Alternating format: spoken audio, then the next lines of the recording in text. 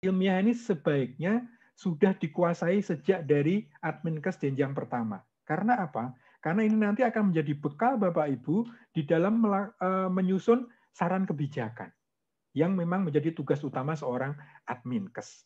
Nah, makanya ini menjadi sangat penting sekali Bapak Ibu sekalian. Ini untuk yang prolog saya skip aja. Nah, Bapak Ibu sekalian, sebenarnya seperti kata Pak Al tadi nggih, bahwa KTI itu karya tulis ilmiah itu adalah produk dari suatu proses penelitian atau proses riset. Nah, proses riset itu apa Bapak Ibu sekalian? Diawali dari ini nih. Apa ini Bapak Ibu sekalian? Boleh komentar? Monggo. Gambar ini menunjukkan apa nih? Proses riset yang paling awal nih Bapak Ibu. Mencari masalah. Oke, betul. Bu Seli mencari masalah. Kemudian apa lagi? Mengumpulkan data. Yes, ini Pak Ibrahim. Oke. Ya, ya. Mengumpulkan data. Oke, kemudian? Mengolah data. Mengolah tahap berikutnya, Bapak. Nah, Ya. ini pengolahan analisis. Yang gambar pertama ini apa ini? Cara pengumpulan data. Yes, oke. Ayo. Identifikasi masalah. Identifikasi masalah, oke. Menemukan masalah-masalah yang ada. Oke. Ini gambar buku ini apa ini, Pak? Ibu? Data sekunder ya? Literatur.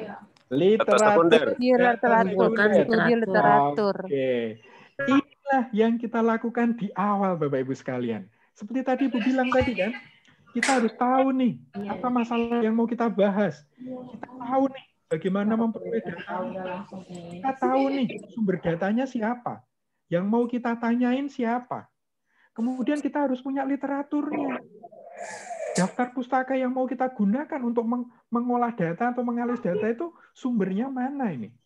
Kemudian tahap berikutnya, semua data, semua literatur, semua data yang kita peroleh dari lapangan maupun dari data sekunder, kita olah dan kita analisis. Pengolahan dan penganalisis ini setelah selesai, kemudian kita laporkan, kita tulis dalam bentuk karya tulis yang ilmiah. Nah, produknya itu barulah kita diseminasikan. Kita sampaikan kepada para pimpinan, kita seminarkan, atau kita susun dalam bentuk buku, kemudian kita sebarkan, dan lain sebagainya. Inilah Bapak Ibu proses sederhana dari keluarnya sebuah karya tulis ilmiah. Harus ada proses risetnya, kemudian ada proses analisis dan pengolahan datanya, ada pelaporannya, kemudian ada diseminasinya. Itulah runtutannya. Jadi nggak mungkin Bapak Ibu kalau ujuk-ujuk Bapak Ibu melakukan penulisan karya tulis ilmiah tanpa diawali dengan kegiatan sebelumnya. Mak bedunduk langsung menjadi produk KTI. Bisa nggak? Ayo. Mungkin bisa. Artinya dengan menggunakan data-data sekunder, data-data yang sudah ada sebelumnya. Kita nggak perlu ke lapangan. Nggak masalah. Itu yang kita sebut sebagai Dex Research. Nggak ada masalah. Artinya, proses awalnya tetap sama juga. Melakukan proses riset, melakukan pengolahan dan analisis, kemudian kita tulis menjadi karya tulis ilmiah. Cuman caranya aja yang mungkin berbeda-beda. Metodologinya yang berbeda. Oke. Sekarang kita masuk ke segmen yang kedua, yaitu karya tulis ilmiah. Nah, apa sih karya tulis ilmiah itu Bapak Ibu sekalian? Nih, saya kutip dari beberapa kebijakan terkait dengan jabatan fungsional. Yang pertama terkait dengan AK yang ada di Perla nomor 28 tahun 2017. Yang disebut dengan karya tulis ilmiah bagi seorang analis kebijakan itu apa Bapak Ibu? Yaitu sebuah tulisan cetak atau non cetak yang dibuat oleh analis kebijakan, baik perorangan atau kelompok, artinya bisa sendirian atau bersama-sama, yang melibatkan jabatan lain, dan disusun sistematis serta menawarkan solusi. Nah, yang saya merahin ini, nulisnya itu nggak sembarangan, tetapi harus sistematis serta menawarkan solusi terhadap permasalahan kebijakan tertentu. Nah, ini karena memang analis kebijakan. Kemudian, kalau WI, nah, kalau Widya Iswara beda lagi Bapak Ibu sekalian. tulisan cetak atau non cetak sama kan? Disusun secara perseorangan maupun kelompok sama, mengenai penelitian atau pengkajian suatu masalah tertentu dengan cara melakukan identifikasi, deskripsi, analisis, dan memberikan konklusi atau rekomendasi. Sama saja kan? Sami mawon kan? Kalau di AK tadi disebut dengan sistematis dan menawarkan solusi, kalau di WI disebutkan lebih detail lagi. Ada identifikasi, ada deskripsi, ada analisis, memberikan konklusi, dan rekomendasi. Sama sekali. Tidak beda, tidak jauh beda. Nah, kalau untuk LIPI, untuk para peneliti, ini definisi dari karya tulis ilmiah, yaitu tulisan hasil litbang atau suatu tinjauan atau ulasan review, kajian dan pemikiran yang sistematis yang dituangkan perseorangan atau kelompok yang memenuhi kaidah ilmiah. Wah, ini lebih luas lagi nih. Apa itu kaidah ilmiah? Kaidah ilmiah berarti tadi Bapak Ibu sekalian, sistematis, ada proses identifikasi, deskripsi, analisis, dan konklusi. Artinya apa Bapak Ibu? KTI menurut 3 jabatan fungsional, pedoman yang ada di 3 jabatan fungsional, itu nggak jauh beda. Bahwa sebuah karya tulis ilmiah itu harus ditulis secara sistematis dan memberikan solusi atau memberikan rekomendasi. Nah, bagaimana dengan Adminkes? Tentunya tidak jauh beda dengan yang ada di 3 jabatan fungsional ini. Nah, apa itu kaidah ilmiah? Kaidah ilmiah itu pada prinsipnya Bapak Ibu memenuhi aturan baku dan berlaku umum yang berkaitan dengan ilmu pengetahuan. Tidak semaunya sendiri, tidak semaunya si penulis sendiri. Makanya tadi di awal ada buku kan. Nah, buku itu apa? Buku itu isinya adalah literatur, teori-teori atau hasil penelitian terdahulu yang itu sebagai landasan kita untuk menyatakan bahwa tulisan kita berdasarkan teori ini loh. Kalau nanti hasilnya berbeda dengan penelitian yang lain, itu yang nanti harus kita cek kembali. Apakah narasumbernya beda, respondennya berbeda, metodologinya berbeda, atau apanya yang berbeda. Sehingga kita menemukan hasil yang berbeda. Kaidah ilmiah menurut beberapa pedoman seperti ini Bapak Ibu sekalian. Kalau KTI-nya peneliti, yang disebut memenuhi kaidah ilmiah itu apa? Harus logis. Logis itu apa maksudnya? Runtut dan masuk logika pemikiran. Nah, kalau kita bisa meyakinkan orang untuk ini loh cara permasalahan yang kita hadapi itu seperti ini, runtut banget dan orang paham, berarti memenuhi kaidah logis. Kemudian objektif. Data dan informasinya sesuai fakta, bukan hoax. Sumbernya jelas, kemudian up to date, tidak ketinggalan zaman. Itu yang disebut dengan objektif. Kemudian sistematis, ada metodologi yang jelas. Tadi disebutkan oleh Bu siapa ya tadi ya. Ada runtutnya. Nulisnya itu seperti apa sih yang runtut? Oh, ada rumusan masalah, oh ada pemecahan masalah, oh ada data-data yang bisa kita inikan, oh teori untuk memecahkannya jelas. Nah, itu yang kita sebut sebagai sistematis. Ada urutan yang clear. Kemudian berikutnya, andal.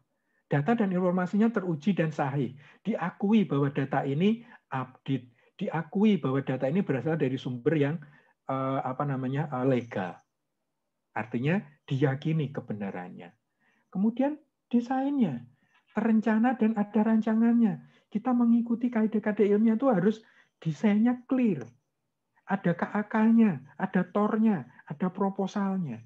Kemudian yang terakhir ada akumulatif. Kumpulan dari berbagai sumber yang diakui kebenarannya. Ini adalah landasan teori yang kita gunakan untuk memecahkan masalah. Nah, ini yang ada di dalam KTI-nya menurut peneliti. Kaidah-kaidah KTI untuk para peneliti. Kalau untuk yang AK seperti apa? Tidak jauh beda, tapi ada pengembangan. Ditulis dengan bahasa yang baik dan benar. Ditulis dengan kalimat yang lugas, mudah dipahami oleh pembaca. Argumentasi analisisnya meyakinkan. Memiliki data dukung yang baik atau evidence base. Kemudian disajikan dengan tampilan atau layout yang menarik. Nah, ini tadi untuk bahasa ini tadi disampaikan oleh Bu Sinten ya, tadi yang Bu Eni ya, Bu Eni yang dari Semarang. Beliau lebih banyak menulis KTI yang populer. Populer atau ilmiah, itu terkait dengan apa sih, Bapak-Ibu sekalian?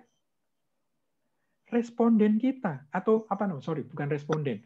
Pembaca kita. Populer itu akan mudah dipahami oleh masyarakat luas. Tetapi kalau ilmiah, hanya untuk kalangan tertentu.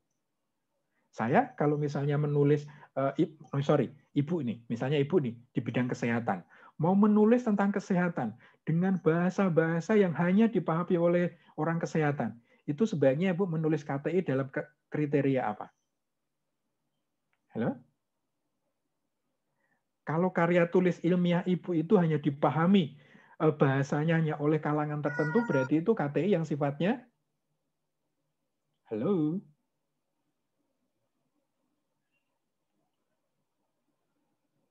Halo. Suara Ya saya Pak Gus, terdengar? lanjut Pak. Dengar Pak, Oke. kedengeran Pak. Kalau bahasanya itu hanya dipahami oleh satu kelompok atau satu komunitas, itu kita sebut sebagai KTI yang sifatnya ilmiah. Tetapi kalau itu untuk kalangan umum, kalangan masyarakat yang lebih luas, yang mudah memahaminya, itu berarti KTI populer. Makanya saat ini sedang berkembang nih, bagaimana kita bisa menjelaskan mengenai COVID-19 ini dengan bahasa-bahasa yang populer. Nah, ini yang menjadi penting Bapak Ibu sekalian. Artinya apa? Supaya pesan-pesan terkait dengan pencegahan COVID-19 itu bisa dipahami oleh khalayak umum. Jadi jangan gunakan kata-kata yang hanya dipahami oleh orang-orang kesehatan saja. Nah, ini yang harus hati-hati ini. Itu bedanya antara KTI yang sifatnya populer dengan KTI yang sifatnya ilmiah. Kita lanjutkan. Kemudian kalau Nun Sewu Pak Agung, untuk Bapak Ibu sekalian sudah dapat bahannya Pak? Belum? Belum Pak, belum Pak. Oke, nggak apa-apa. Ya. Oke. Berarti nanti ini akan pada memperhatikan nih. Oke. Sudah di-share linknya saja, Pak. Oke, nggak apa-apa. Nah, kalau untuk yang WI itu ada beberapa kaidah yang ditambahkan, yaitu harus asli. Waduh, hasil pemikiran sendiri. Kemudian perlu. Wah, ini yang tadi disinggung oleh Pak Agung nih. Perlu itu apa? Ada urgensi, ada nilai manfaat. Ini manfaatnya untuk siapa? Untuk admin sendiri atau untuk organisasi. Nah, nanti tinggal bagaimana kita melihatnya. Apakah ini melihatnya dari kontribusi organisasi atau itu menjadi penting bagi kita? No problem menurut saya. Asalkan tadi mendapat izin dari pimpinan. Jangan-jangan apa yang mau ditulis itu terkait dengan hal-hal yang sebenarnya belum bisa dikeluarkan. Nah, ini harus ada ranah-ranah tertentu lah, ada etika yang harus kita pegang. Kemudian ilmiah didasari oleh kaidah keilmuan, logis dan mengandung kebenaran, kemudian konsisten dan objektif.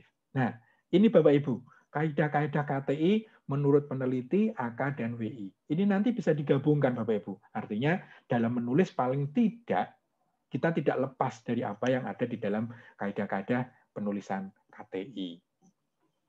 Nah, ini tadi yang disebut oleh Pak Al nih. Yang disebut dengan KTI atau karya tulis ilmiah itu adalah karya yang masih besaran.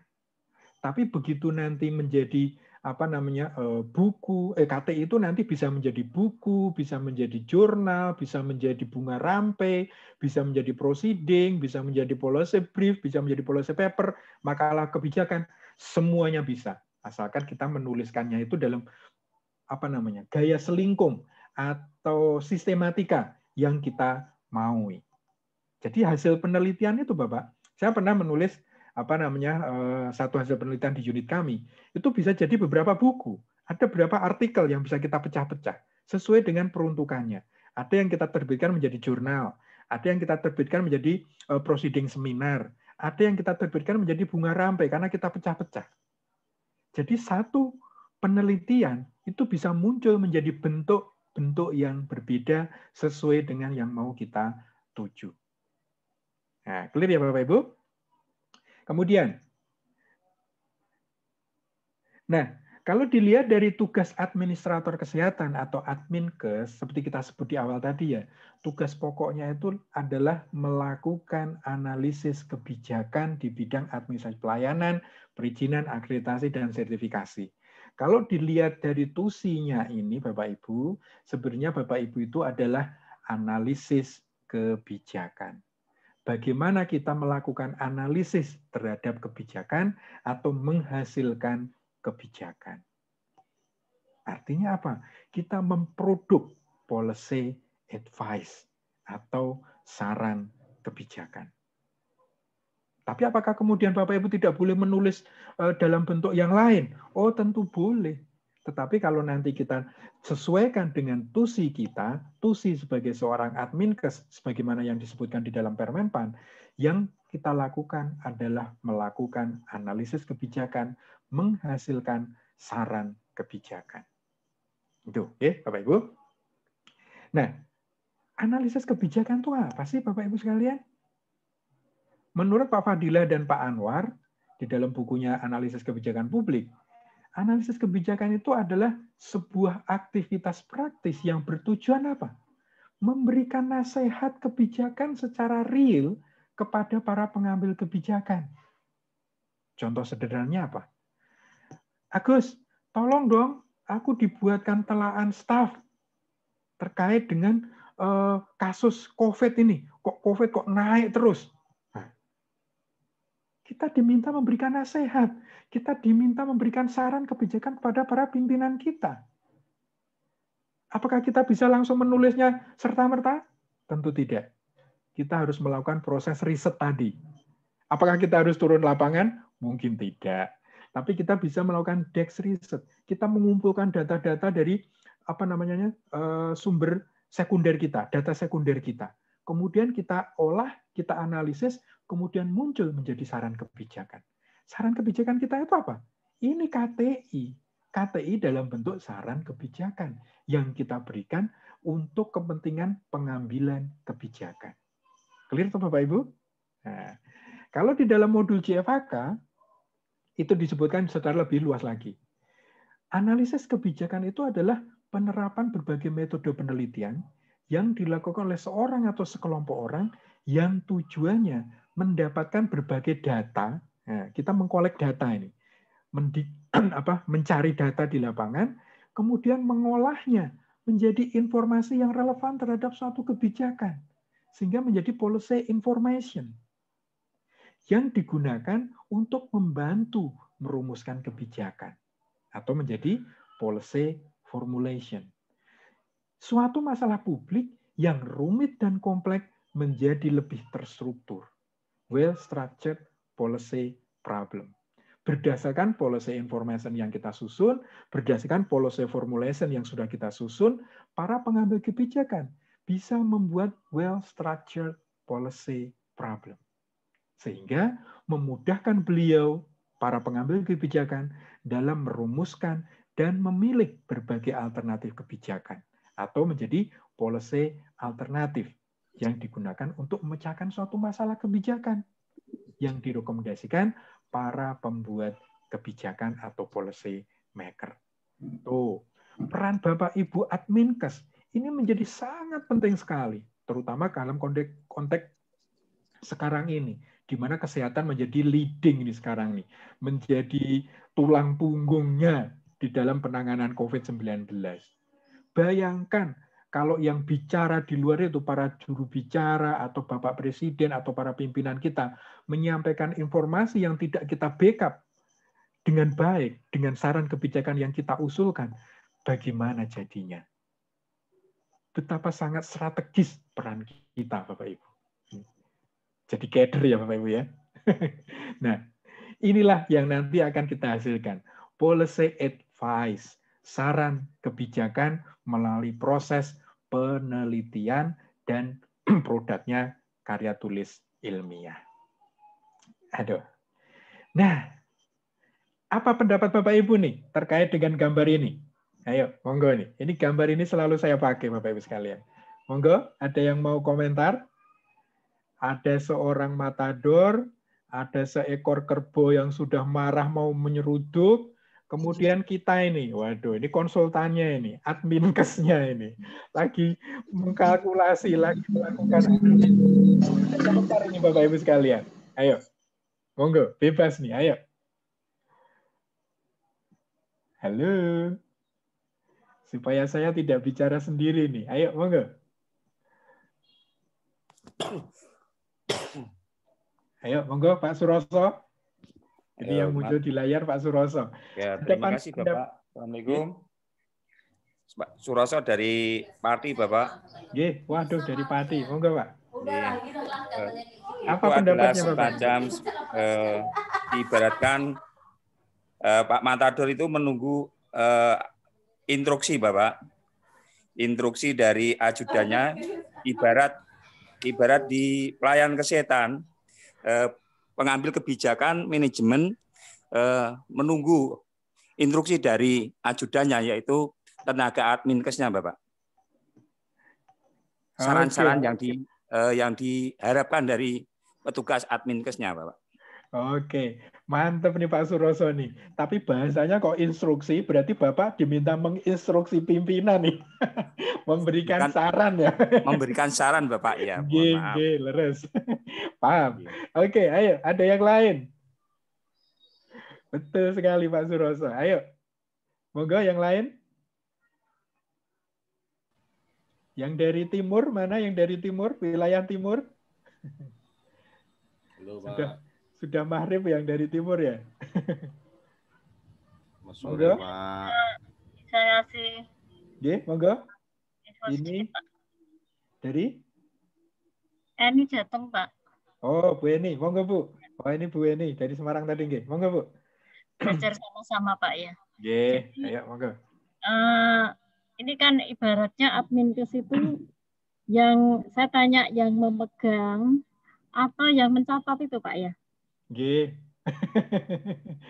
Nah, kalau dari saya, kita harus melihat dari faktor ini kerbau atau banteng ini. Banteng ini harus dilihat, kita pelajari beratnya itu berapa, terus kecepatan larinya, kemampuannya seperti apa, sehingga kita nanti sebagai adminkes bisa memberikan masukan kepada pimpinan kecepatan per detiknya sejauh mana, sehingga antisipasi biar nggak kena seruduk itu bagaimana gitu ya. Oke. Itu kira-kira Pak. Oke, leres sekali. Bayangkan Bapak Ibu, kalau kita sebagai adminkes telat memberikan instruksi ya, dalam tanda kutip ya Pak Suroso, telat memberikan saran kepada para pimpinan kita, keburu diseruduk banteng kita. Artinya apa? Kita sebagai seorang adminkes, sebagai orang pejabat fungsional, data, kemudian evidence yang kita siapkan untuk pengambilan kebijakan, itu menjadi sangat penting sekali. Ini yang kita inginkan. Seperti disampaikan oleh Bu Eni tadi, kalau kita salah memberikan saran, waduh, wis lah, bakal meninggal kita diseruduk oleh banteng. Gambar yang kedua, ayo. Apa ini Bapak Ibu sekalian? Hello bro. Oh ya, get up and read. Food will come later. Wes kebacut ngeleh ini Bapak Ibu sekalian. Sudah kebacut kurus, tidak makan, tapi masih disuruh baca kebijakan. Ayo, monggo nih. Ada komentar? Ayo.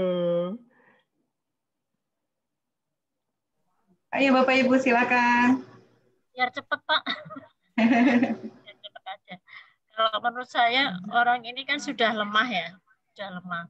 Kalau disuruh membaca pasti tidak bisa. Sehingga nomor satu, kita tolong orang itu dulu kasih makan. Kasih makan dulu, kemudian baru memberikan saran yang lain, Pak. Karena makan itu emergensi bagi dia karena sudah lemah kan. Terima kasih. Ini karena waktunya juga, nggih. Gambar yang ketiga. Ayo.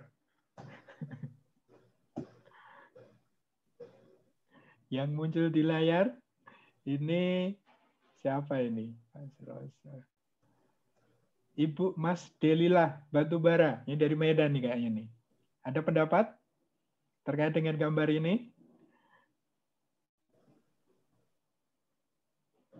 Halo. Halo Pak Agustinus. Ya, apa ini Pak? Ayo. Halo Pak Agustinus. Oke. Sore Pak. Sore.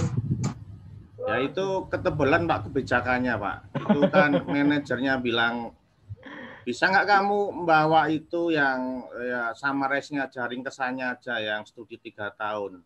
Diringkes jadi 3 poin yang penting di dalam PowerPoint. Jadi itu Pak, apa namanya? Terlalu berat sarannya kebanyakan malah bingung, jadi disuruh ngeringkes gitu prinsipnya. Betul. Laras sekali Bapak Ibu sekalian. Gambar-gambar yang saya sampaikan ini Bapak Ibu sebenarnya memberikan ilustrasi betapa pentingnya peran Bapak Ibu sebagai seorang adminkes, sebagai policy advice producer, sebagai pembuat saran kebijakan. Kalau kita salah, kita akan diseruduk banteng. Kalau kita membuatnya ketebelan, kasihan para masyarakat. Wis kebancut kelaparan masih baca buku kita. Atau jelek-jeleknya, ini yang paling jelek nih. Kita baru berikan kepada para pimpinan kita. Disuruh balik. Iki gawe opo, wis dibuang aja. Karena apa? Tidak useful. Tadi disampaikan oleh Pak Agung. Pimpinan kita nggak suka dengan apa yang kita lakukan. Karena apa? Nggak sesuai dengan kebutuhan beliau-beliau sebagai pengambil kebijakan. Lah kamu tuh nulis apa, aku butuh apa. Inilah Bapak Ibu. Ini Bapak Ibu yang perlu kita resapi. Bahwa apa yang kita lakukan itu semestinya segaris, selurus dengan apa yang dibutuhkan oleh organisasi kita. Ini, sehingga kita nanti tidak akan menjadi pejabat fungsional yang autis, asik dengan dunianya sendiri, asik ngumpulin angka kredit, tapi nggak tahu kita tuh mau kemana. Nah, ini adalah ilustrasinya Bapak Ibu sekalian. Pertanyaannya, bagaimana menghasilkan policy advice yang baik? Nah, inilah inti dari kegiatan kita. Nah, membuat saran kebijakan itu ternyata tidak hanya kepada produknya, tetapi juga kepada bagaimana mengkomunikasikannya. Mengkomunikasikannya kepada para pengambil kebijakan. Pernah main telepon-teleponan ini, Pak, Bu? Ini zaman jadul ya. Kalau kita terlalu dekat, tetapi alatnya renggang, benangnya itu tegang, loyo, kita nggak bakalan dengar apa-apa. Tapi kalau kita jauhan, tetapi alatnya itu benar, kita akan mendengar. Nah, inilah komunikasi politik yang akan kita bangun di dalam mensosialisasikan saran kebijakan kita. Karena apa? Karena apa, Bapak Ibu? Saran kebijakan yang dihasilkan oleh kita, para adminkes, kemudian kita berikan kepada para pengambil kebijakan, para pimpinan kita, itu punya beberapa kemungkinan. Yang pertama, diterima atau diadopsi. Yang kedua, diadaptasi, artinya dikembangkan, ditambahi. Atau dibangun baru. Datanya oke, tetapi saran kebijakannya nggak benar nih. Ayo, kita membangun baru. Atau paling jelek ya ditolak. Tetapi Bapak Ibu, sebagai seorang analis kebijakan, mau diadopsi, diadaptasi, dibangun baru, ditolak, proses itu tetap kita lakukan. Karena apa? Tadi seperti tadi Bu yang saya bilang, antara proses riset dengan proses pengambilan kebijakan itu seringkali ada jarak yang panjang, ada jarak yang lebar. Karena apa? Karena seringkali kepentingan kita berbeda, tujuan kita berbeda, helikopter view kita berbeda, perspektif kita berbeda. Mungkin juga kepentingan kita berbeda. Tetapi kita sebagai policy advice producer, kita harus tetap berdasar kepada kaidah-kaidah ilmiah.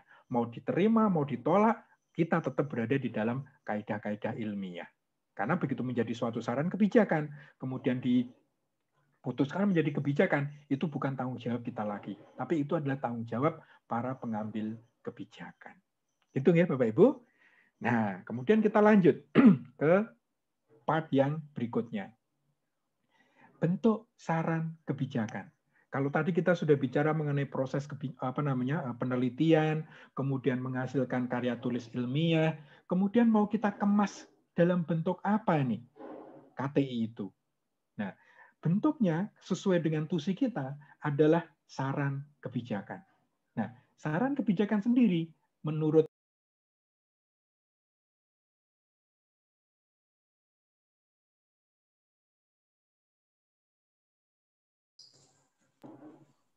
Oke. Ada beberapa bentuk saran kebijakan. Yang pertama, artikel kebijakan. Kemudian, makalah kebijakan. Kemudian, kertas kerja kebijakan.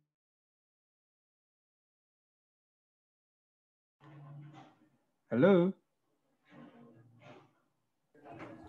Kedengaran, Pak? Ya, Pak, kedengaran, Pak. Ini beberapa kali host meng-mute saya ya. Oke, nggak apa-apa. Kemudian yang terakhir adalah risalah kebijakan atau policy brief. Nah, dalam konteks ini Bapak Ibu, kita tidak akan bicara ke semuanya, tetapi kita akan fokus kepada dua bentuk saja, yaitu policy paper dan policy brief. Karena inilah yang sering kali diminta oleh pimpinan kita. Ini kalau secara kedinasan lebih sering diminta oleh para pimpinan kita. Bagaimana membuat policy paper yang bagus, bagaimana membuat policy brief yang tepat, ini nanti yang akan kita pelajari. Nah, yang pertama, kertas kerja atau policy paper. Yaitu tulisan hasil penelitian yang fokus pada isu kebijakan tertentu dan menawarkan alternatif rekomendasi solusi untuk disampaikan kepada para pengambil kebijakan. Tujuannya apa? Tujuannya itu adalah mengidentifikasi masalah kebijakan, kemudian memahami isu yang terjadi, kemudian kita berikan pemahaman mengenai implikasinya terhadap desain dan perilaku kebijakan. Misalnya nih, peralihan JA ke JF. Nah, kemarin kan ribut itu, Pak. Eselon 3 dan eselon 4 semuanya pindah ke JF. Tetapi begitu masuk ke JF, wah kalau yang eselon 3 udah langsung menjadi JF Madya. Oh, yang eselon 4 udah langsung menjadi JF Muda. Tapi begitu di ini kan, karena nggak biasa nulis, nggak biasa melakukan kegiatan-kegiatan kefungsional, menjadi bingung. Waduh, gimana ini? Pekerjaannya apa? Bagaimana cara mengumpulkan angka kredit? Mereka kebingungan. Nah, mungkin kita akan memberikan saran kebijakan terkait dengan peralihan JA dan ke JF dalam bentuk policy paper atau penanganan COVID-19 yang lagi ngetren ini. Ini adalah contoh-contoh mengenai policy paper. Nah, outline-nya seperti apa? Outline policy paper itu lebih panjang. Yang pertama, ada ringkasan eksekutif. Ini udah saklek ya Bapak Ibu sekalian ya. Kemudian ada pendahuluan, ada latar belakang kebijakan, kemudian ada pernyataan kebijakan, ada pembahasan, kemudian kesimpulan dan rekomendasi, kemudian ada referensi dan lampiran kalau memang perlu. Nah, lampiran ini apa isinya? Mungkin data evidence yang tidak bisa kita masukkan di dalam pembahasan, kita masukkan ke dalam lampiran. Apa itu yang disebut dengan pendahuluan? Kalau ringkasan eksekutif itu udah ringkesan dari isi policy paper kita, gitu Bapak Ibu. Nah, di dalam pendahuluan kita harus tahu persis apa masalah yang mau kita bahas, apa tujuannya, serta pemecahan masalahnya itu nanti seperti apa. Itu udah orang biasanya Bapak Ibu sekalian kalau membaca policy paper di pendahuluan itu sudah bisa meng-attract. Oh, ini kayaknya menarik sekali nih. Orang sudah bisa melihat dari pendahuluannya, sehingga mereka tertarik untuk membaca selanjutnya. Tetapi kalau pendahuluan sudah nggak jelas, ini mau nulis apa sih ini? Saya kalau diminta mereview artikel atau policy paper atau tulisan-tulisan karya tulis ilmiah, itu yang paling pertama saya baca adalah pendahuluannya. Kalau pendahuluannya bagus, saya semangat untuk membaca ke belakangnya. Tapi kalau pendahuluannya sudah nggak jelas, wah ini pasti udah banyak langsung dicoret-coret. Kemudian, latar belakang kebijakan. Itu kita mendeskripsikan masalah menjadi lebih detail lagi. What's the real problem tadi itu sebenarnya pokok masalah atau hanya sekedar kembangnya saja? Nanti akan ada contohnya yang Bapak Ibu bisa lihat. Kemudian, kekuatan atau potensi untuk pemecahan dan alternatif kebijakannya. Masalah ini nanti dipecahkan bagaimana ya? Ini nanti akan muncul di dalam latar belakang masalah. Kemudian pernyataan kebijakan. Disinilah nanti muncul kebijakan yang mau kita tawarkan. Apa tujuan kebijakan itu? Profil kebijakan yang dibahas seperti apa? Siapa aktor kuncinya? Kenapa kebijakan itu perlu untuk mencapai sasaran atau masalah untuk memecahkan masalah itu? Itu kita sebutkan di dalam pernyataan kebijakannya. Nah, di pembahasan kita memberikan apa itu kekuatannya, apa itu kelemahannya, apa itu peluangnya, apa nanti tantangannya dari kebijakan dan alternatif kebijakan yang disampaikan. Kemudian di kesimpulan, kita berikan nih Bapak Ibu sekalian, bahwa dari beberapa alternatif kebijakan yang kita sampaikan, ini loh, terkait dengan berbagai keterbatasan yang ada, kebijakan inilah yang terbaik yang harus kita ambil, atau yang kita tawarkan kepada para pengambil kebijakan, kalau ada, dilengkapi juga dengan prasyarat supaya kebijakan itu bisa diimplementasikan. Panjang, lebar. Karena apa Bapak Ibu? Ini kita bisa memberikan data-data empiris yang lebih leluasa. Ini agak sedikit berbeda dengan kalau kita menyusun yang policy brief nanti. Nah, Bapak Ibu, ini semuanya harus evidence based. Artinya apa? Data-data untuk menunjukkan permasalahan, data-data mohon maaf, data-data untuk mendukung pilihan kebijakan kita itu harus data yang valid. Data-data yang bukan hoax. Data-data yang kita yakini keabsahan sumbernya. Makanya kita sebut sebagai evidence based policy. Kemudian kita lanjut yang kedua. Risalah kebijakan atau policy brief. Apa bedanya? Kalau di sini policy brief itu menjadi lebih ringkas Bapak Ibu sekalian. Tulisan ilmiah yang ringkas, fokus pada isu kebijakan tertentu, serta menawarkan alternatif solusi atas permasalahan kebijakan yang membutuhkan perhatian cepat dari pembuat kebijakan. Tujuannya apa? Mengeksplorasi beberapa alternatif rekomendasi kebijakan, juga melakukan advokasi pilihan kebijakan. Kalau tadi misalnya penanganan COVID-19, konteksnya sama, tapi kita sudah fokus dulu nih. Kita mau fokus ke penanganan yang apa? Mau pencegahan atau yang penanganannya, pasca terkenanya. Kalau di pencegahan, kita mau melihatnya dari apanya? Apakah mau mensosialisasikan pesan ibu misalnya? Nah, kita fokus ke situ nih. Bagaimana supaya hashtag pesan ibu itu bisa diterima oleh masyarakat dengan baik. Ini bisa kita tulis menjadi suatu policy brief. Karena kita fokus ke satu topik masalah atau satu tujuan masalah. Kemudian, sosialisasi pencegahan COVID-19 misalnya. Ini adalah contoh-contoh yang sebenarnya topiknya sama, tapi bisa kita tulis menjadi policy paper yang lebih leluasa, atau menjadi policy brief yang lebih fokus pada isu kebijakan tertentu. Outline-nya lebih simpel, Bapak Ibu sekalian. Ada judul, ada ringkasan eksekutif, ada pendahuluan, deskripsi masalah, kemudian rekomendasi kebijakan, lampiran, dan daftar pustaka. Lebih simpel dari yang tadi.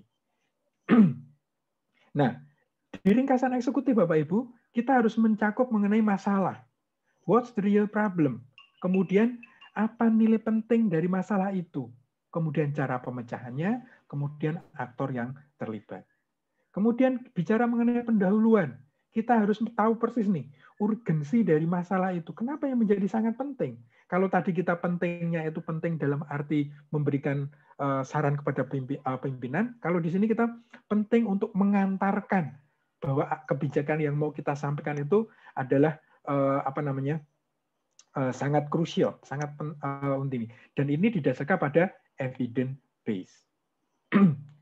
Kemudian di deskripsi masalah, kita bisa lebih mengulas mengenai main problemnya. Apa masalah utamanya, di mana ini terjadi, siapa nanti yang terlibat, mengapa masalah itu muncul, kira-kira dampak atau efeknya seperti apa. Sehingga kita bisa memberikan rekomendasi kebijakan, yaitu solusi yang kita tawarkan terkait dengan pilihan yang ada, atau alternatif-alternatif kebijakan dan kebijakan yang terbaiknya. Sangat ringkas sekali Bapak Ibu. Nah, sama dengan yang di policy paper, data-data yang kita butuhkan di dalam penyusunan policy brief juga mesti evidence based.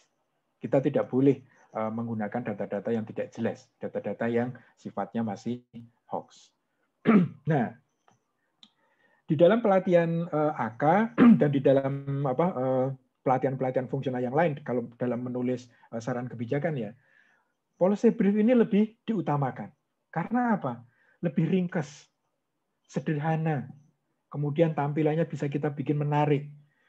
Data-data bisa kita tampilkan dalam bentuk gambar atau chart, sehingga tidak perlu sulit memahami. Nanti akan ada contoh yang sangat eye-catching sekali, tapi bisa meyakinkan para pembaca. Kemudian bisa segera dibuat tanpa menunggu hasil riset selesai. Karena apa? Datanya bisa kita cari tidak melalui riset, tapi bisa menggunakan data-data yang sifatnya data sekunder. Kemudian dirancang secara spesifik untuk memenuhi kebutuhan informasi dari policy maker tertentu. Orientasinya pada pengguna menjadi sangat kuat. Pimpinan kita yang mau kita orientasikan. Tapi pimpinan kita yang mana? Lingkupnya apa? Kalau untuk keperluan Kemenkes internal, tentu kita bisa menggunakan bahasa-bahasa yang lebih ilmiah. Tapi kalau itu nanti dikomunikasikan kepada masyarakat luas, bahasanya harus kita ganti. Istilahnya harus diganti dengan istilah yang sifatnya lebih populer.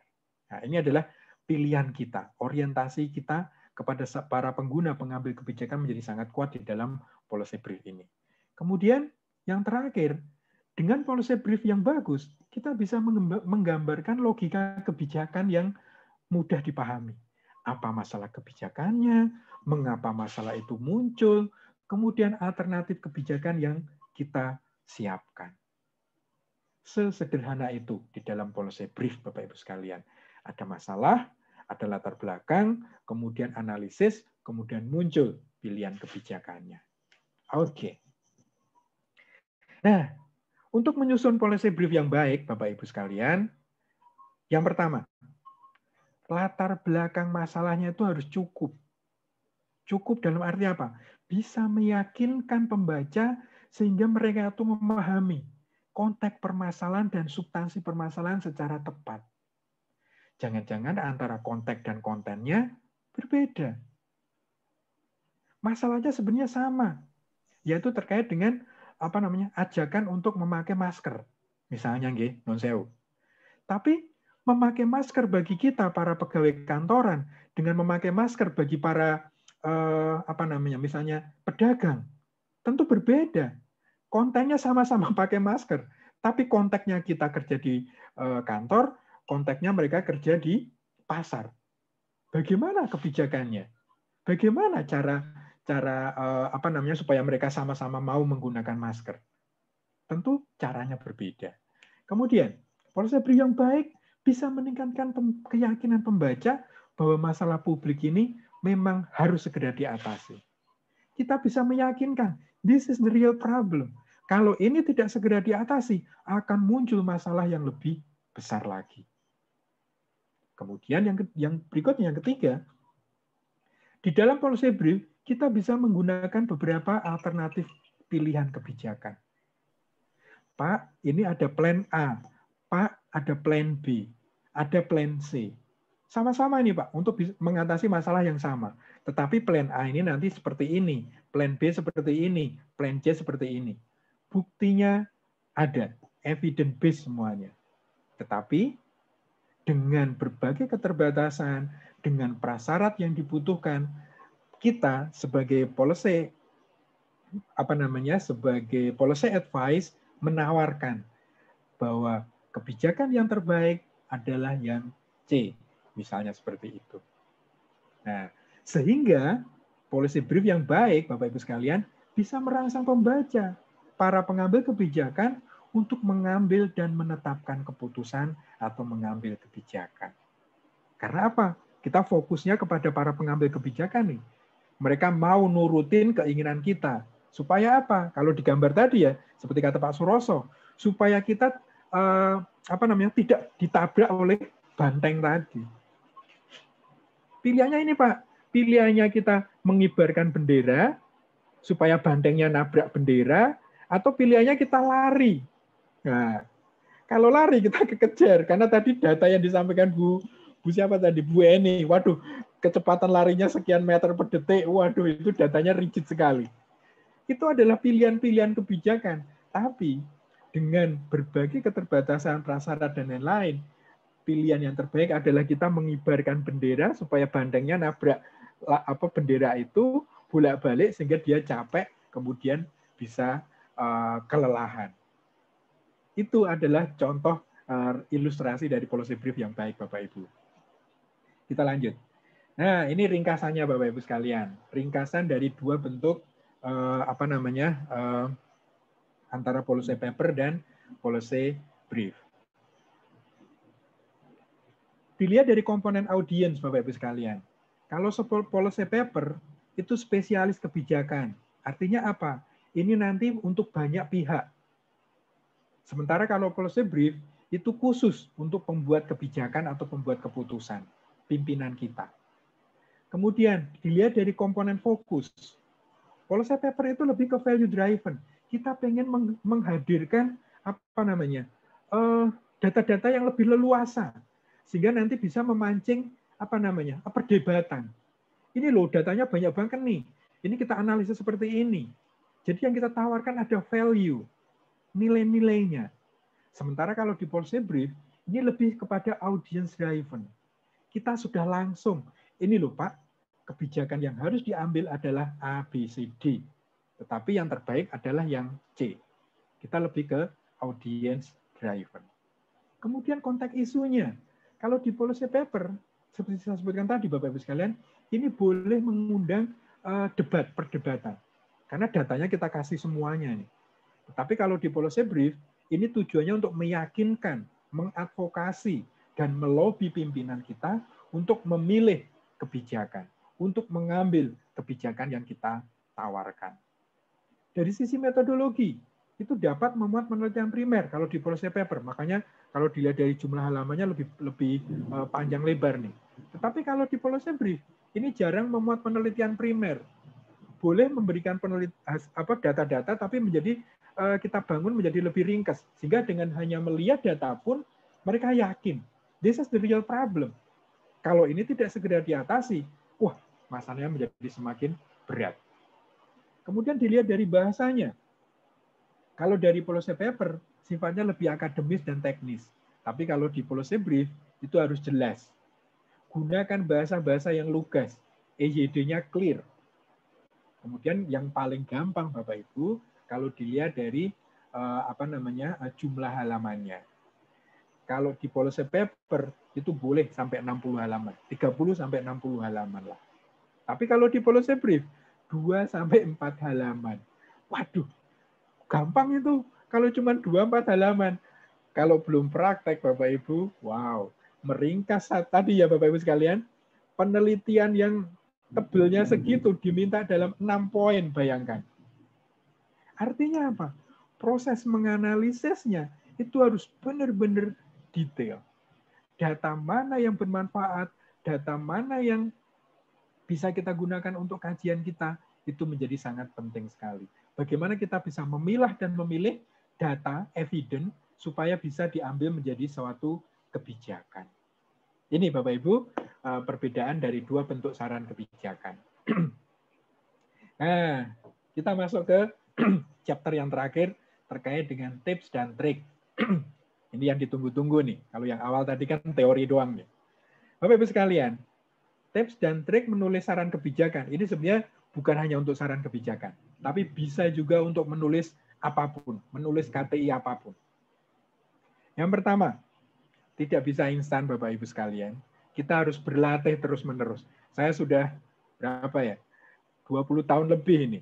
Hidup saya itu menulis. Sehingga menulis sudah kayak mengalir di darah kita. Saya pernah menulis 1 hari selesai. Karena apa? Datanya itu sebenarnya sudah ada di kepala kita. tinggal menuangkannya dalam bentuk tulisan. Seperti tadi kata Bapak Ibu yang sudah menyampaikan tadi ya. Kalau kita sudah tahu caranya, wes ngalir itu nanti Pak.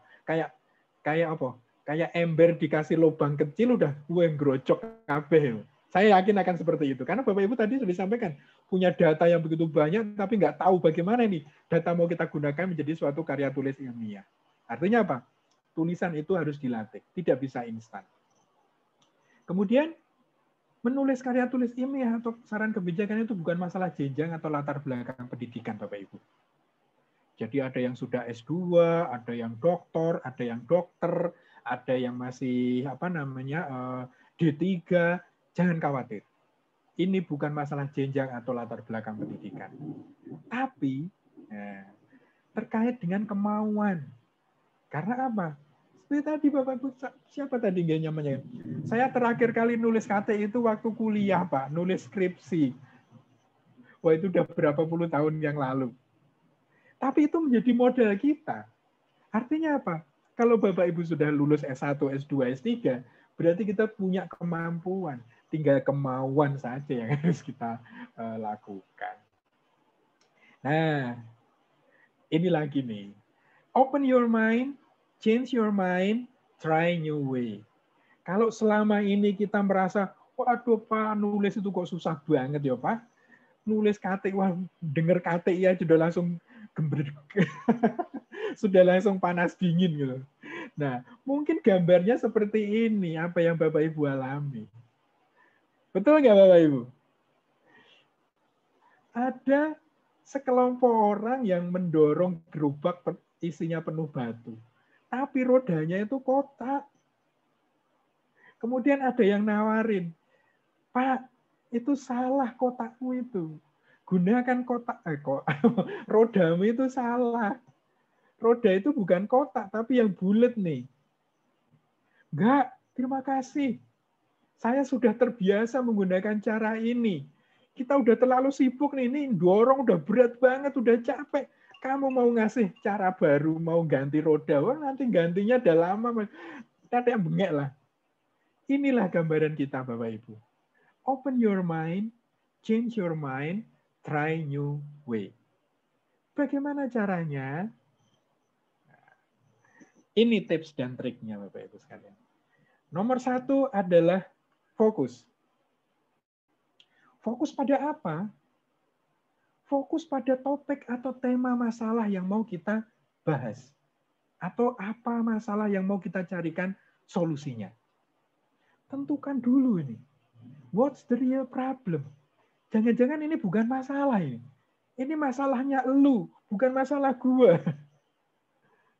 Kita harus clear membaca suatu masalah. Ini masalah bagi pimpinan nggak sih? Jangan-jangan ini hanya masalahku saja ini. Nah, ini harus dipahami Bapak Ibu sekalian. Kita harus mampu mengidentifikasi the real problem atau the main problem, bukan dampaknya. Cara membacanya bagaimana? Contoh. Nah, saya suka memberikan contoh Bapak Ibu sekalian. Open nih. Saya suka pakai gambar gitu, Ini real Bapak Ibu sekalian waktu kami melakukan survei kepuasan masyarakat di salah satu rumah sakit di salah satu kabupaten di pulau di bagian barat Indonesia. Di rumah sakit itu Bapak Ibu sekalian, hasil surveinya itu tidak bagus pelayanannya ya.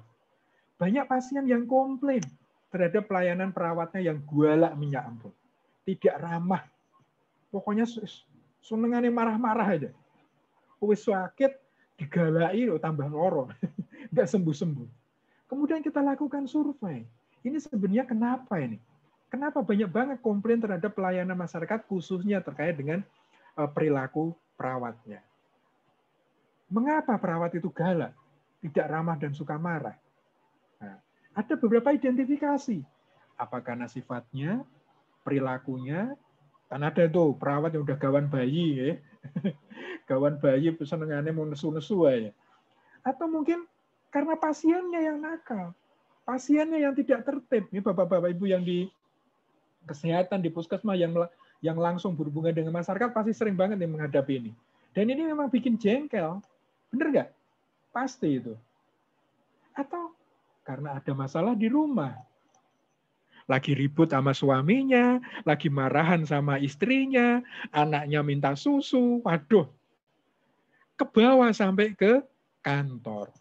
Atau justru gajinya yang telat. Atau jasa kesehatannya yang telat. Atau tunjangannya yang belum dibayarkan oleh administrasi. Nah, yang kami temukan di rumah sakit tersebut, Bapak Ibu sekalian, ternyata karena tunjangannya yang terlambat. Gajinya aman, setiap bulan dibayarkan, tetapi tunjangan kesehatan, tunjangan apa namanya itu, Nggih? Tunjangan yang diberikan tambahan untuk tenaga kesehatan itu apa namanya, Nggih? Itu yang terlambat. Sehingga membuat mereka nggak nyaman. Biasanya terima banyak, biasanya barengan, ternyata ini terlambat. Sehingga gaji yang mereka terima tidak sebagaimana yang diharapkan. Nah, itu ternyata membuat mereka berperilaku kurang ramah kepada para pasiennya. Nah, Bapak Ibu sekalian, sebagai seorang pemberi saran kebijakan, apa yang harus kita berikan? Apa yang menjadi fokus dari permasalahan ini? Nah, solusi yang kita berikan, kalau itu terkait dengan gaji yang telat, itu adalah melakukan pembenahan manajemen. Jadi bukan kepada memperbaiki perilaku perawatnya, bukan kemudian manajemen marah-marah kepada perawatnya.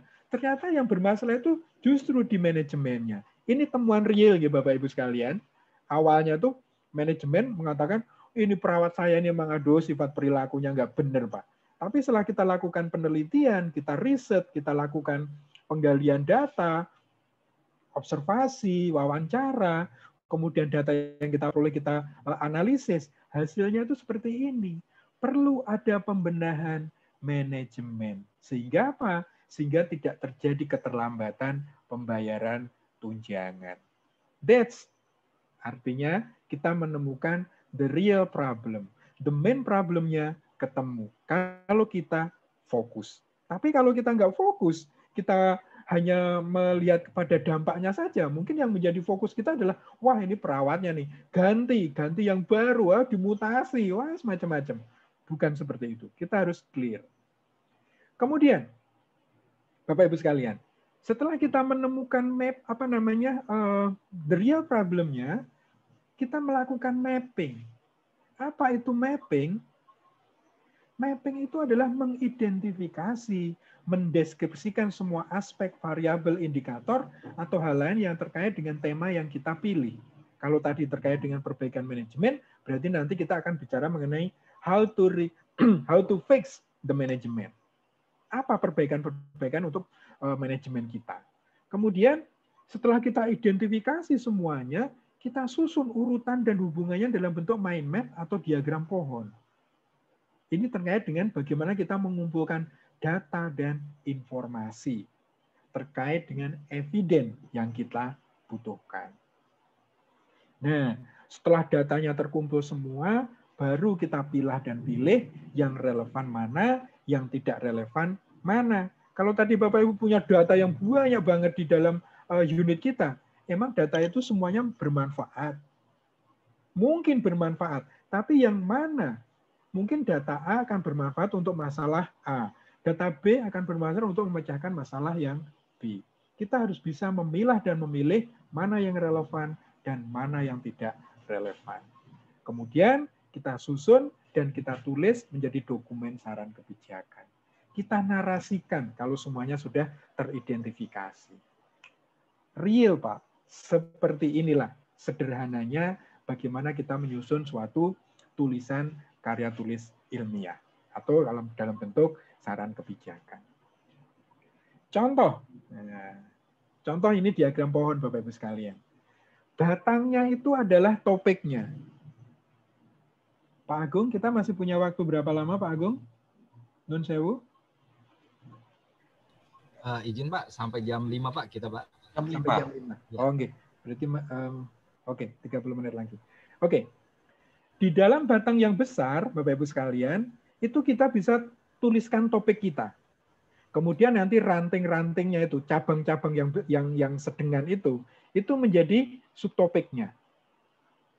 Nah, kemudian daun-daunnya atau ranting-ranting kecilnya itu adalah deskripsi atau data atau evidence atau informasi yang kita butuhkan untuk masing-masing subtopik. Kalau kita bisa membuat kerangka seperti ini, Bapak Ibu, menulis itu menjadi begitu mudah. Itu pengalaman kami ya Bapak Ibu sekalian. Saya pernah meminta seorang CPNS di unit kami. Ayo kita diskusi. Saya punya topik seperti ini, kita gambarkan dalam bentuk diagram pohon, kemudian tek, selesai, ayo kita tulis. 2 hari selesai Bapak Ibu sekalian. Sesimpel itu menulis itu Bapak Ibu. Kalau kita mampu membuat skeletonnya, kerangkanya dalam bentuk diagram pohon atau mind map. Clear Bapak Ibu? Supaya lebih clear, kita beri contoh. Nah, apa yang ada di dalam pikiran Bapak Ibu kalau kita melihat gambar seperti ini? Ayo ikut KB, 2 anak cukup. Apa ini? Kita mau membahas topik apa ini? Ini real ya Bapak Ibu, ini hasil pembelajaran kami waktu kelas dengan BKKBN. Nah, ayo, monggo. Ini mau diskusi tentang apa ini kalau kita punya gambar seperti ini? Halo? Jangan tidur ya. Ini sangat menarik Bapak Ibu sekalian.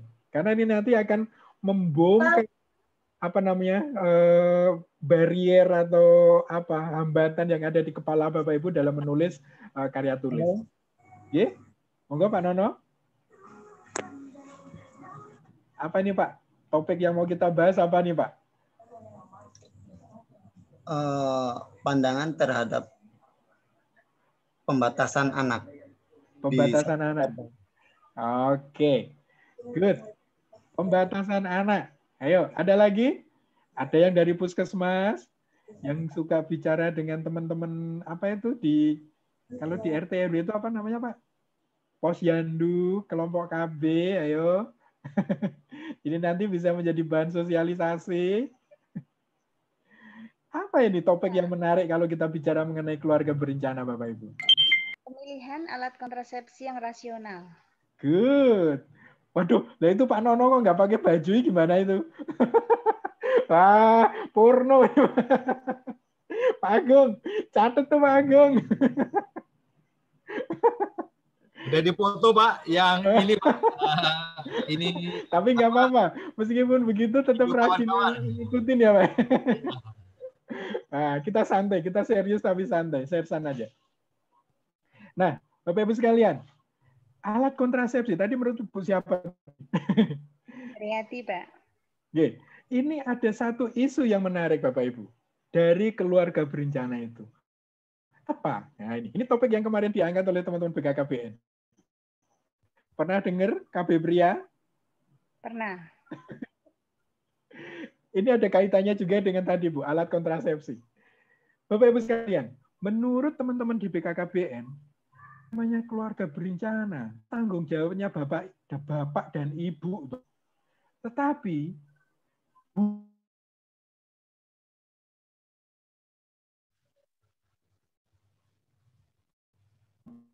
budaya yang ada di kita, budaya yang dibangun, yang menjadi korban dalam tanda kutip ya, itu selalu ibu-ibu. Sosialisasi kepada ibu-ibu, penggunaan obat-obatan kepada ibu-ibu, pokoknya yang menjadi objek adalah ibu-ibu. Benar nggak?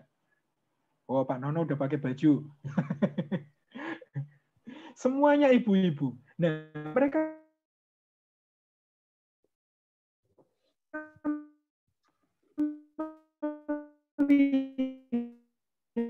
lihat KB pria ini punya potensi untuk seks sekali. Ini masuk menjadi suatu kebijakan yang penting, strategis, bagaimana meningkatkan partisipasi pria di dalam program keluarga berencana. Keren. Kemudian, subtopik yang pertama kita isi dengan pendahuluan. Kemudian subtopik yang berikutnya terkait dengan masalah-masalah untuk KB pria. Masalah-masalah yang melingkupi KB pria itu apa saja sih? Nah, kemudian subtopik berikutnya adalah analisis dan solusinya. Kemudian kesimpulan. sesederhana ini. Atau kalau nanti Bapak Ibu bisa mengembangkan menjadi lebih luas lagi atau menjadi lebih spesifik lagi, itu monggo. Misalnya, nanti begitu ada muncul permasalahannya, nanti akan Bapak Ibu spesifikan, nggak apa-apa. Contohnya nih Bapak Ibu sekalian. Nah, di dalam pendahuluan, kita harus mampu menjelaskan, mencari data, mencari informasi yang bisa mendukung bahwa masalah itu nyata. Masalah ini menarik. Contohnya apa? Oh, ternyata kita nanti akan dapat data, Bu, bahwa ternyata keluarga berencana itu sekian persen hanya dominasi oleh perempuan. Para pria nggak paham apa itu keluarga berencana. Wah, itu datanya kita cari itu, Bu. Sehingga bisa menegaskan bahwa KB pria itu penting, bahwa KB pria itu masalah yang menarik. Kemudian, kita coba identifikasi permasalahan nih. Ada hambatan budaya. Benar nggak sih ada hambatan budaya? Nanti kita lengkapi dengan data-datanya. Oh benar, budaya kita itu kaponya kalau bicara mengenai KB itu hanya wanita. Bapak-bapak nggak mau tahu. Wes pokoknya pengen enak etok. Itu menjadi hambatan budaya. Atau ada hambatan psikologis. Atau juga ada sosialisasi yang kurang. Atau juga kurangnya peralatan. Tadi disampaikan oleh Bu siapa tadi, nggih? Kontrasepsi itu, Bu, kalau kita hitung ada berapa jenis, ada berapa bentuk. Sekian persen mayoritas digunakan oleh ibu-ibu atau wanita. Yang untuk pria hanya berapa? Paling hanya 2 kalau yang saya ketahui dari teman-teman itu, yaitu pakai kondom dan pakai apa itu satu lagi, vasektomi. Hanya itu. Sementara untuk yang wanita, ada pil, ada kalender, ada IUD, ada banyak banget. Itulah yang menjadi permasalahan mengapa KB pria itu tidak sukses. Karena ada berbagai permasalahan itu. Nah, poin-poin inilah yang kemudian nanti kita carikan datanya. Benar nggak sih ada hambatan budaya? Oh ternyata begini. Mungkin menurut saya, Bu, kalau di agama, salah satu agama itu kan, wah anak itu kalau budaya Jawa ya bisa saya sebutin aja deh. Kalau di budaya Jawa itu banyak anak banyak rezeki. Nah, leres bukan itu, betul? Sekarang enggak. Wong pemerintah ngomongnya 2 anak cukup ya. Berarti nanti rezeki saya hanya 2. Oh, anaknya kasih nama aja rezeki. Ada hambatan budaya. Sosialisasinya kurang. Mana pernah Bapak-Bapak disosialisasi mengenai KB? Enggak pernah sama sekali. Itulah yang nanti akan kita carikan datanya, Bapak-Ibu sekalian. Nah, setelah ketemu permasalahannya, datanya lengkap, kemudian akan kita analisis, kemudian kita carikan solusi kebijakannya. Misalnya, terkait dengan sosialisasi kurang. Berarti apa? Kita perlu media sosialisasi yang kita tambah, yang menembak langsung kepada sasaran kita, yaitu para bapak. Misalnya apa? Lewat sosialisasi di kafe, sosialisasi di pos ronda, atau bapak-bapak dikumpulkan, macam-macam. Atau juga adanya perubahan mindset. Nah, siapa yang bisa merubah mindset? Bapak-bapak kita. Misalnya kita bisa melibatkan tokoh masyarakat atau tokoh agama untuk bisa merubah budaya, hambatan budaya. Kemudian meningkatkan peran serta para bapak ibu, membuat keluarga itu adalah tanggung jawab kita bersama. Nggak mungkin yang di KB ini itu hanya ibunya tok, bapaknya nggak mau. Wah, itu menjadi perubahan culture-nya, budayanya. Kemudian yang terakhir, perlu ada penambahan peralatan. Ada penelitian-penelitian untuk menambah jenis-jenis peralatan KB untuk bapak-bapak. Kemudian kita berikan judul. Nah, setelah kesimpulannya ini ketemu, kita berikan judul peningkatan peran pria dalam program keluarga berencana. Jadi tadi Bu siapa nggih? Bu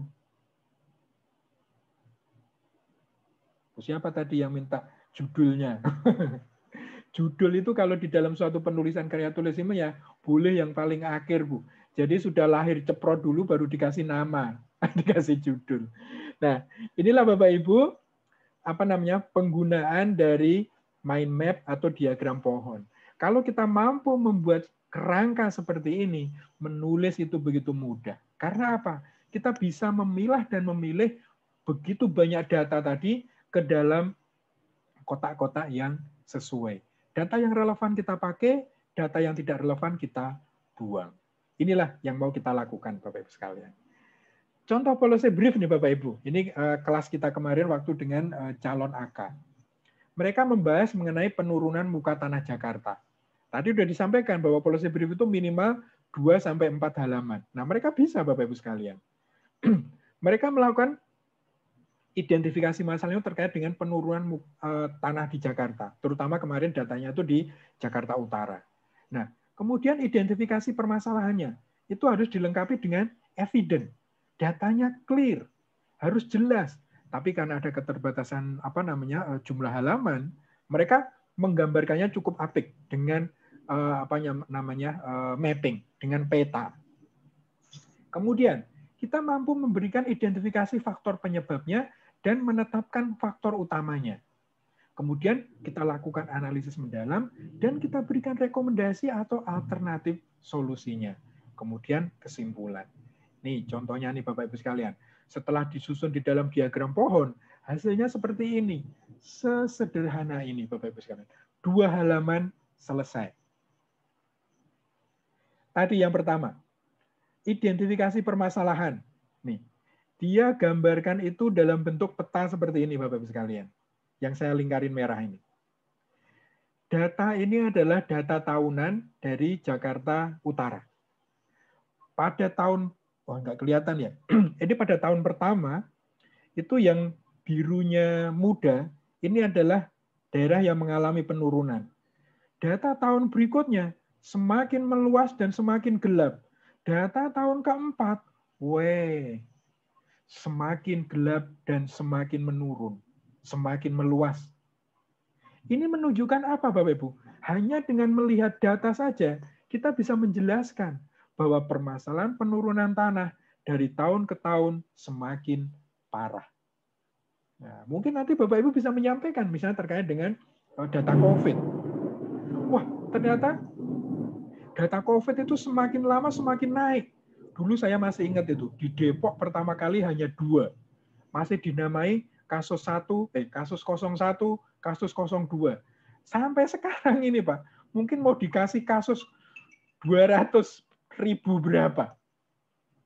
Kalau kita mampu menampilkan itu dalam bentuk grafik yang kenaikannya signifikan, kita bisa langsung kasus COVID semakin lama semakin meningkat dan mengerikan.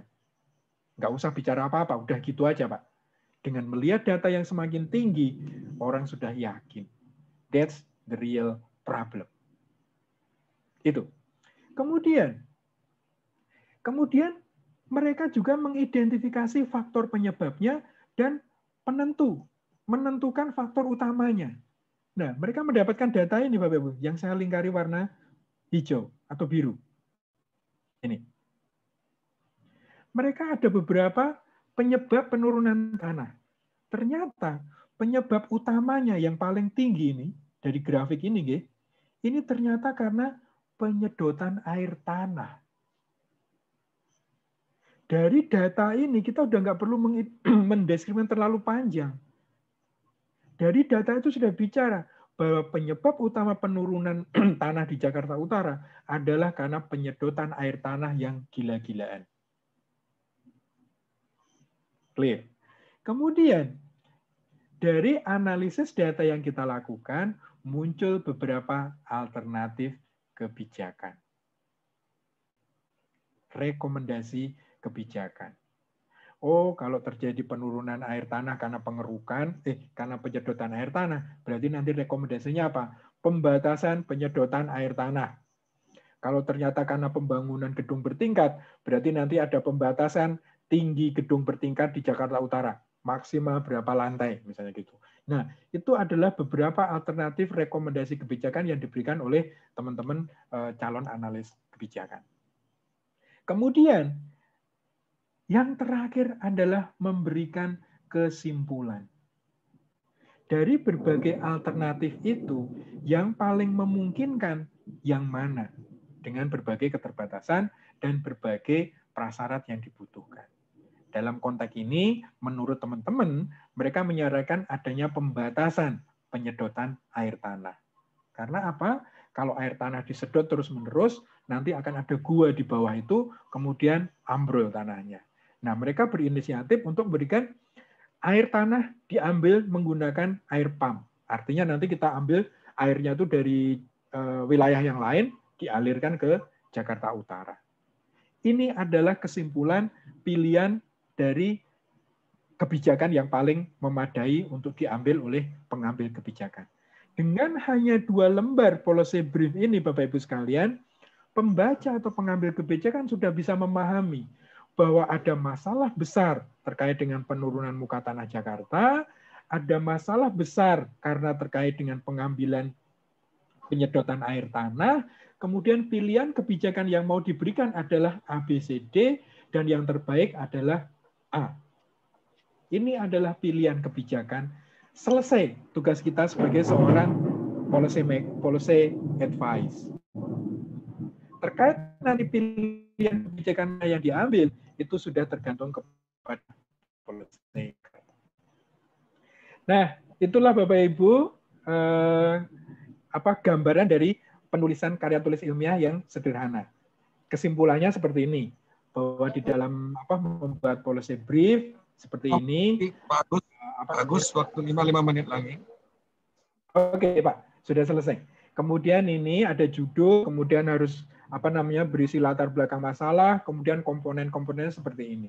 Ini adalah kesimpulan akhir dari diskusi panjang kita. Tapi tadi yang paling utama adalah bagaimana kita membuat fokus, kemudian mampu membuat cascading, membuat mind map, supaya topik yang mau kita bahas itu menjadi lebih runtut sesuai dengan apa yang mau kita lakukan, kemudian sesuai dengan masalah yang mau kita bahas.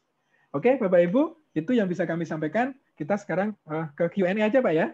Latihannya mungkin, tapi kalau memungkinkan, saya sudah siapkan juga. Monggo, waktu kami kembalikan kepada Pak Al.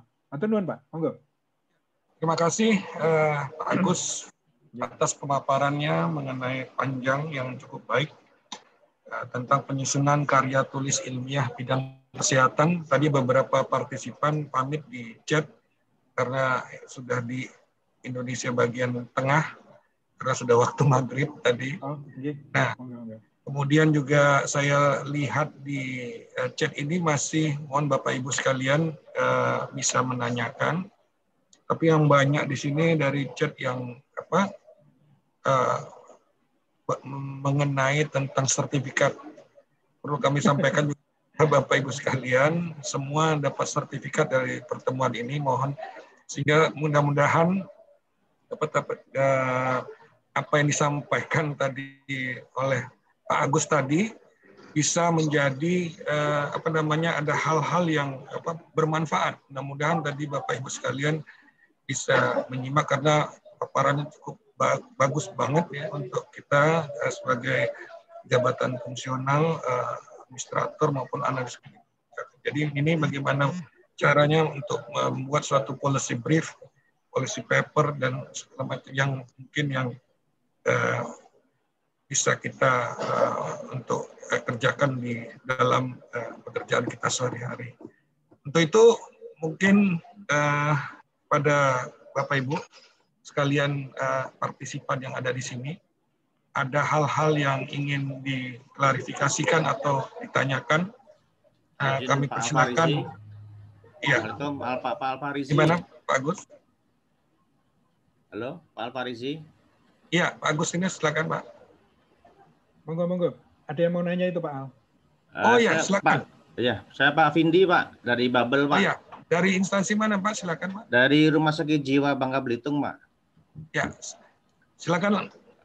Mohon izin kepada Pak Agung dan Pak Alfarizi, boleh nggak saya share screen 1 menit aja Pak? Mengenai apa tuh Pak?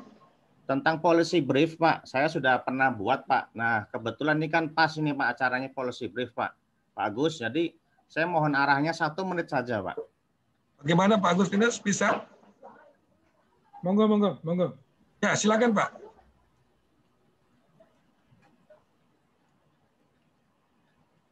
Baik, izin Pak, apakah sudah terlihat Pak di layar Pak? Belum. Ya, sudah terlihat. Sudah Pak ya? Ya. Ya, izin Pak Agus, yang pertama mau saya sampaikan, saya bertanya dulu, apakah ini disebut dengan policy brief Pak? Karena saya nggak paham Pak. Ya, kemarin kan pernah nyoba ikut pelatihan Pak. Kemudian saya mencoba membuat policy brief tentang kesejahteraan tenaga honorer atau tenaga tetap perawat Pak di Rumah Sakit Jiwa Provinsi Kepulauan Bangka Belitung Pak.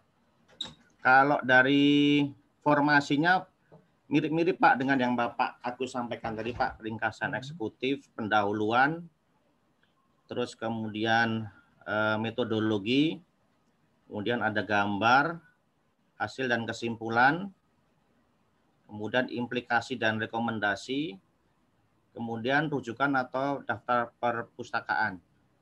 Yang saya tanyakan Pak, apakah ini sudah bisa disebut policy brief Pak? Karena kan saya belum paham nih Pak.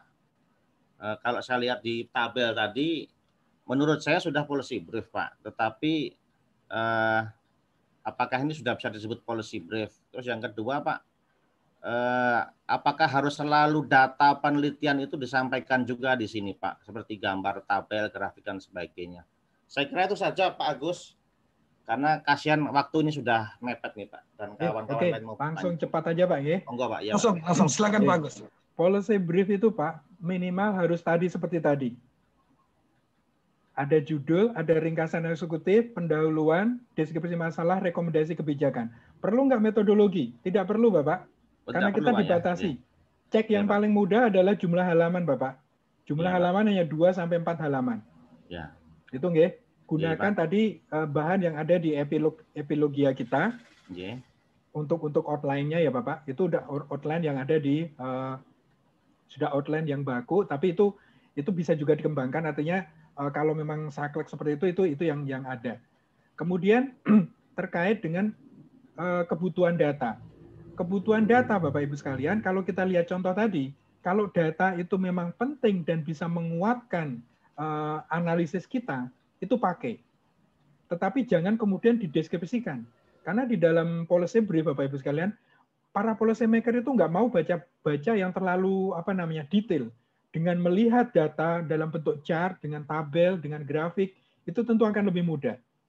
Mungkin kalau Bapak mau bicara mengenai kesejahteraan tenaga honorer, mungkin Bapak bisa membandingkan data antara penerimaan dan pengeluaran misalnya.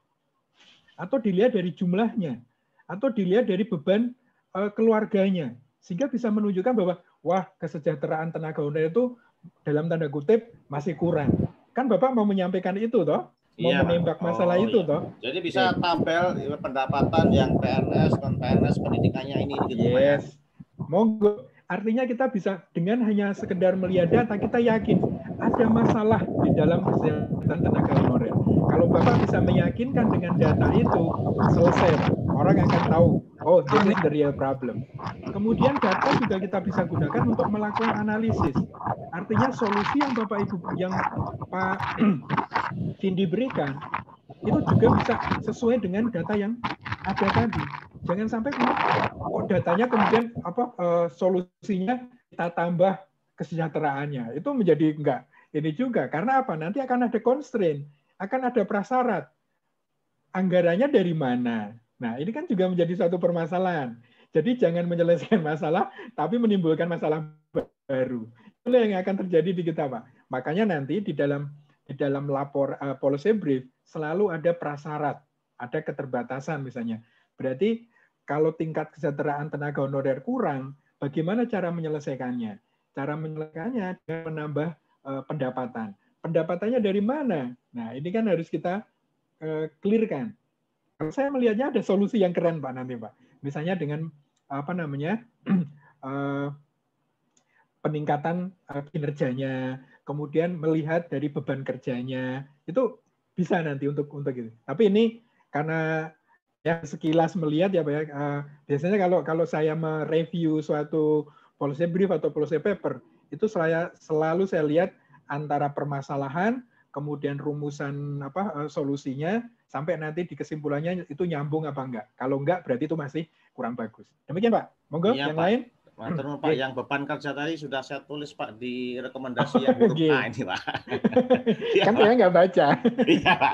Makasih Pak ya. Matur nuwun Pak. Iya, Iya, oke iya, Pak. Iya, oke sami-sami. Oke, yang lain Bapak Ibu. Ini forum yang bagus sekali. Ada yang lain lagi? Pak Al. Ya. Tadi izin Pak, tadi di chat Bu Wahyu ada pertanyaan dari Bu Wahyu. Isi pertanyaan gini Pak, kami di PADK ada 2 Jafung Anjak dan Adminkes. Apa beda pembuatan policy brief di Anjak dan Adminkes? Mohon penjelasan Bapak. Terima kasih dari Ibu Wahyu PADK Pak. Anjak itu apa Bu?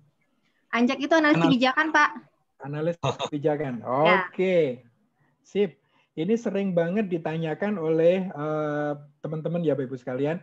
Sama itu apa bedanya kalau nanti di sana ada Anjak, kemudian Anjak sebenarnya AK aja deh Bu. Saya lebih biasanya AK, analis kebijakan. Kok di Kemenkes Anjak Pak sebutannya. Makanya saya tadi dengernya Anjak, analis jabatan. Oke, ada analis kebijakan, ada Adminkes, ada peneliti. Ayo bayangkan. Bagaimana pembagian tugasnya?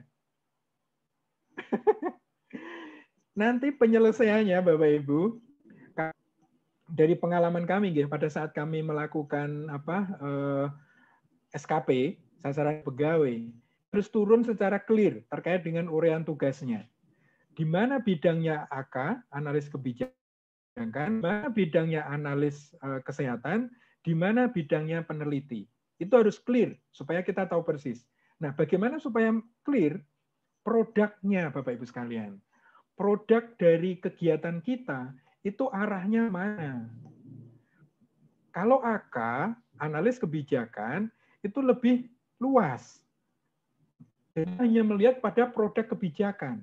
Tetapi kalau dilihat kepada Adminkes, nah, dia lebih fokus saran kebijakan terkait dengan bidang kesehatan. Bidang kesehatannya apa? Tadi Bapak Ibu sekalian di dalam di dalam bahan paparan kita, di dalam saya mengutip Permenpan, jadi coba sebentar. Nah, terkait dengan perizinan, akreditasi, dan sertifikasi, semuanya itu sudah fokus banget nih. Karena sama-sama melakukan analisis kebijakan, tapi bidangnya yang mungkin beda. Satu di bidang program pembangunan di bidang kesehatan, perizinan pelaksanaan program pembangunan bidang kesehatan, akreditasi program dan institusi pelaksana program kesehatan, kemudian sertifikasi menilai tenaga pelaksana pada suatu institusi kesehatan. Nah, cek kemudian Permenpannya analis kebijakan. Supaya apa? Kita sama-sama dalam tanda kutip terhidupi kefungsionalan kita dan tidak overlap. Tetapi kalau kita mau tidak bisa membedakan secara clear, ya kita bisa berkolaborasi Bapak Ibu sekalian. Seperti tadi kan bahwa KTI itu KTI-nya di AK pun bisa diproduksi oleh perseorangan maupun oleh kelompok, oleh pribadi maupun antar jabatan fungsional. Kita bisa kerjasama kok. Jadi mungkin kita tidak perlu wah ini tugasmu, ini tugasku. Tergantung bagaimana nanti pimpinan kegiatan sikapnya itu bisa diakui sebagai produk kegiatan fungsional kita. Saya, Bapak Ibu sekalian, sebagai peneliti media, itu selalu bermitra dengan teman-teman AK kita. Kenapa? Karena risetnya itu kita yang lakukan. Proses dari riset sampai menghasilkan produk itu kita. Tapi pada saat mereka merumuskan kebijakannya, membuat legal draftingnya, itu kita melibatkan teman-teman AK. Tapi teman-teman AK juga bisa terlibat di dalam proses penelitian. Karena tugas fungsi mereka itu adalah melakukan kajian dan riset kebijakan. Seperti itu Bapak Ibu. Kita bisa berkolaborasi. Dengan berkolaborasi, kita kuat di dalam menghasilkan suatu produk yang bisa berkontribusi kepada organisasi kita. Mungkin gitu, Bu Anita. Ya. Baik, Pak Agus. Ya. Baik Pak Agus, terima kasih.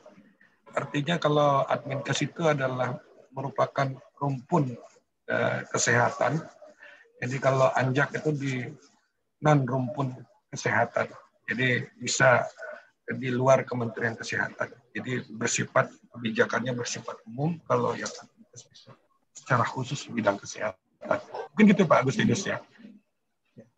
Ya. Bisa juga seperti itu Bapak. Makanya kalau saya menyarankannya sih kita berkolaborasi Bapak Ibu sekalian. Ya. Lebih kalau penguasaan teknis kebijakannya teman-teman Adminkes, tapi nanti sekait dengan legal draft teman AK yang akan lebih banyak berkiprah gitu. Makanya nanti kolaborasi itu menjadi sangat penting sekali. Bisa saja teman-teman AK itu ada di PDAK, nggak ada masalah karena dia nanti yang akan memproduk kebijakannya. Tetapi teknisnya terkait dengan kesehatan itu ranahnya teman-teman Adminkes. Gitu Pak. Baik. Ya. Ada lagi yang ingin Bapak Ibu tanyakan? Ya, silakan Mbak Anita. Di room chat masih ada 2 pertanyaan lagi nih Pak. Silakan Mbak Anita ya. Bisa baca. Ya. Dari Bu Eni Widyastuti, ini belum dijelaskan untuk studi pustaka. Kemudian dari Ibu, ini mohon maaf nih, Budi Latif, Bapak, Pak Ibu, mohon maaf. Mohon izin kalau KTI perlu dipublikasikan. Itu aja Pak Agus. 2 pertanyaan. Oke. Matur nuwun, ini perwakilan karena saya nggak sempat baca chattingnya dari Bu Eni, studi pustaka. Itu di dalam di dalam penyusunan saran kebijakan. Itu kalau bentuk saran kebijakan kita adalah policy paper, itu kita bisa nih, tinjauan literatur, data, evidence itu bisa disampaikan karena sifat penulisannya lebih akademik. Tapi kalau sudah bicara mengenai policy brief, itu sudah kita lewatkan. Kita sudah tidak perlu lagi mengutip teori secara detail menurut ini, menurut itu, no. Tapi kalau itu relevan, bisa saja kita kutip sebagai penguat. Karena apa? Kalau sudah policy brief, tujuan kita adalah advokasi kebijakan. Kita sudah tidak bicara mengenai wacana atau teorinya. Itu untuk Bu Eni. Tapi kalau terkait dengan policy paper yang sifatnya lebih akademik, itu masih bisa digunakan. Kemudian yang KTI dipublikasikan. Yang dipublikasikan itu bentuk KTI-nya, Bapak Ibu sekalian. Jadi KTI itu ada produk mentahnya dalam tanda kutip, produk mentahnya. Nanti yang kita publikasikan itu KTI yang sudah kita bikin di dalam jurnal. Nah, selingkungnya tentu sesuai dengan jurnal kita. Kalau jurnal di kesehatan seperti apa? Kalau jurnal di LIPI seperti apa? Kalau jurnal di LAN seperti apa? Itu biasanya mempunyai gaya selingkung yang berbeda-beda. Saya pernah nulis di jurnal Borneo di Kalimantan. Saya pernah nulis jurnal di Bandung. Saya pernah nyusun artikel jurnal di BKN. Itu punya gaya selingkung yang berbeda-beda. Nah, itu yang harus kita sesuaikan. Produk awalnya sih sama-sama karya tulis ilmiah, tapi begitu kita publikasikan ke dalam bentuk-bentuk yang tadi saya sebutkan, itu punya perlu kita dalam tanda kutip perlu kita rewrite lagi lah, kita kemas lagi. Karena bentuk artikel, bentuk jurnal, bentuk proceeding seminar itu berbeda-beda. Contoh yang kemarin baru saja saya lakukan, kami di unit menghasilkan suatu produk mengenai penelitian ATI tentang ASN Korpu. Nah, teman-teman kemudian mengemasnya menjadi proceeding untuk kita susun di dalam seminarnya BMKG. Nah, itu sudah jadi proceeding. Tapi dalam proceeding itu mereka minta jurnal juga. Akhirnya kita kemas dalam bentuk artikel. Jadi ada 2 produk dengan 1 KTI. Seperti itu, Mbak. Jadi kalau mau kita publikasikan, kita lihat dulu nih, media publikasi kita yang mana. Itu nanti bisa kita kemas sesuai dengan keinginan atau gaya selingkung yang ada di jurnal atau media yang mau kita sampaikan. Oh ya, contoh yang sangat bagus tadi dari Bu, siapa nggak yang dari Semarang tadi nggak? Misalnya, beliau punya KTI nih, saya mau nulis populer di majalah kesehatan. Nah, kalau di majalah populer kan berarti bahasanya harus bahasa yang populer, yang mudah diterima oleh masyarakat. Harus merewrite kembali KTI-nya. Tapi KTI yang sama bisa juga diterbitkan di jurnal kesehatan. Nah, di situ mungkin dasar KTI-nya sama, tapi gaya penulisannya yang berbeda. Itu kita harus menyesuaikan media publikasi kita yang mana. Mungkin itu, Pak. Ya, Pak Agus, mungkin singkat terakhir, Pak Agus ya. Oke, siap. Udah waktu sudah lewat jam 5. Mungkin terakhir gini, 12. Yang pertama mungkin dari saya, seperti yang tadi disampaikan policy brief atau policy paper yang kita buat itu kan ada beberapa pembahasan, kesimpulan, dan rekomendasi. Seandainya tadi yang dicontohkan oleh Pak Agus,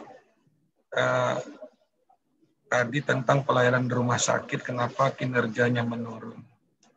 Nah, di sana ada seorang jabatan fungsional membuat suatu policy brief ataupun policy paper. Sehingga ada kesimpulan dan rekomendasi itu.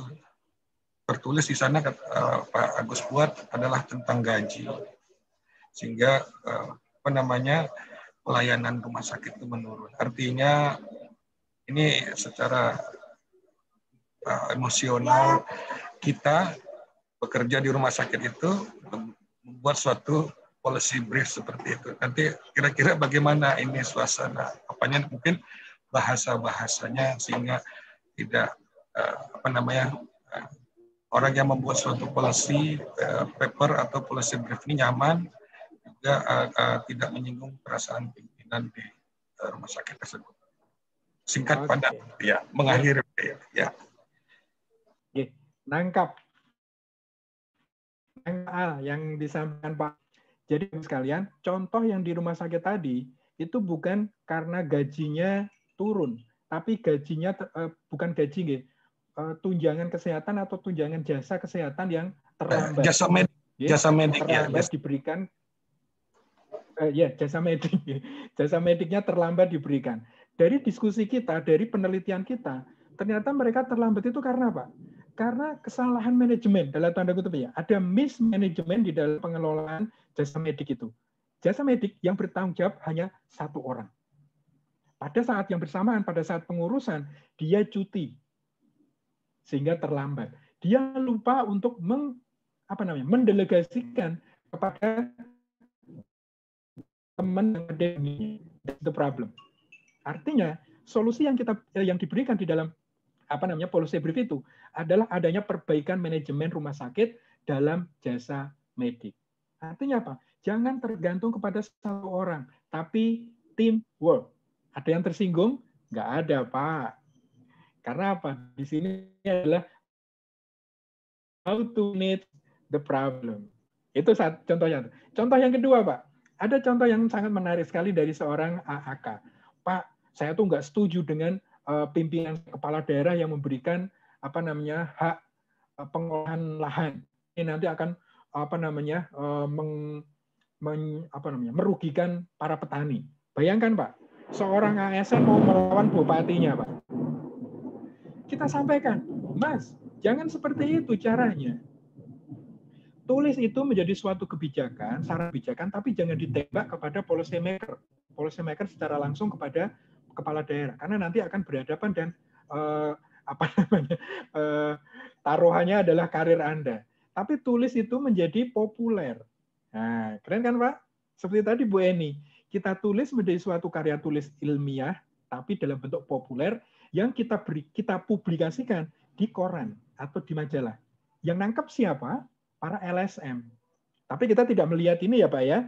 Cara mengemasnya sudah kita rubah dengan bahasa populer sehingga kita tidak menyalahkan. Tapi kita lihat nih, potensi-potensi masalah kalau hak lahan itu diberikan oleh bupati kepada pengusaha. Ini nanti akan terjadi ini, terjadi itu, kemudian kita potret datanya. Ternyata apa, Pak? Berhasil dan dia tidak merasa karirnya tidak terganggu. Karena tadi, Pak, politik diplomasinya berhasil. Karena policy brief itu, Bapak Ibu sekalian, harus kepada pengambil kebijakan. Kalau pengambil kebijakannya tidak terkena atau nanti karir kita menjadi taruhannya, kita balik menjadi karya populer. Saya juga begitu, Pak. Banyak tulisan saya yang akhirnya mental di kebijakan, misalnya terkait dengan gaji PNS, kemudian terkait dengan disiplin pegawai. Banyak banget, Pak, tulisan saya secara kebijakan bertentangan dengan ini. Tapi setelah kita terbitkan menjadi buku-buku atau dalam bentuk PowerPoint, ternyata banyak Pak yang berhasil. Setelah sekian lama akhirnya muncul menjadi suatu kebijakan. Nah itulah Bapak Ibu sekalian yang kita sebutkan tadi, bahwa proses riset dengan proses pengambilan itu selalu ada gap yang lebar. Kita jangan lelah untuk memperjuangkan bahwa hasil kajian kita itu memang berdasarkan kajian yang ilmiah, berdasarkan kaidah-kaidah ilmiah yang bisa dipertanggungjawabkan. Mungkin next karena perbedaan pandangan, persepsi, kemudian kepentingan dari para pengambil kebijakan belum menggunakan data policy kita problem. Itu Pak, singkat padat mungkin panjang juga nggih. Monggo, matur nuwun Pak Al. Ya, makasih. Baik, terima kasih Pak Agustinus atas pemaparannya dan beberapa penyampaian yang sangat bermanfaat hari ini untuk kita semua. Amin, amin. Itu ya. Untuk kami minta kepada Ibu Dwi Melani SKM Kes untuk mewakili Kepala Pusat Analisis Determinan Kesehatan untuk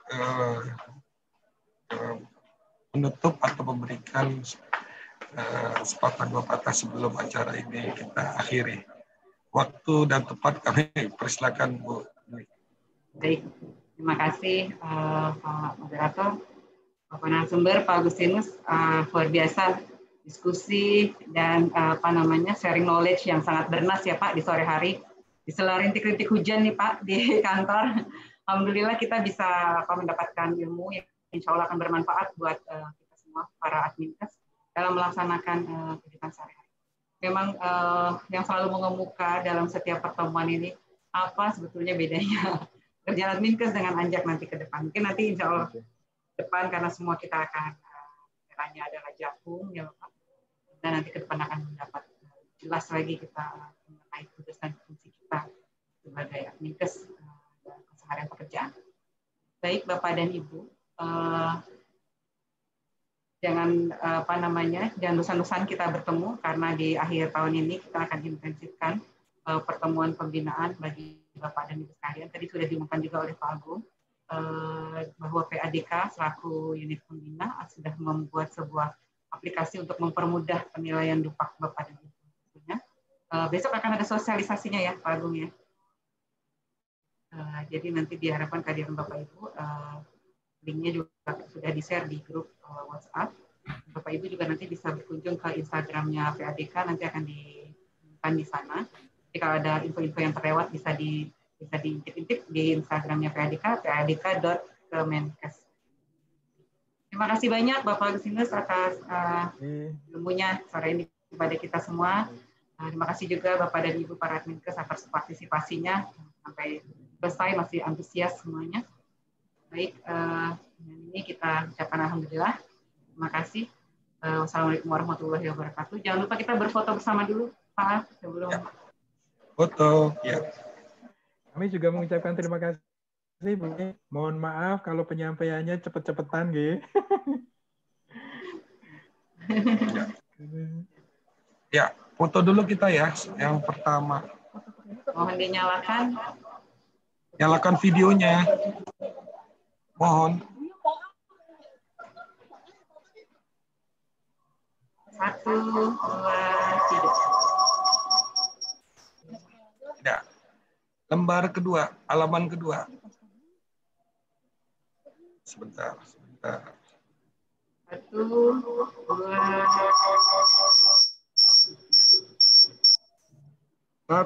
2, 3. Sebentar ya, ini moderatornya merangkap foto, tukang foto.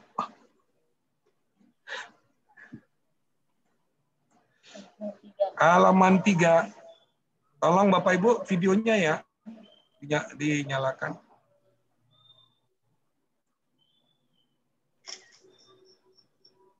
Halaman 3 banyak yang belum nyala videonya. 1, 2, 3.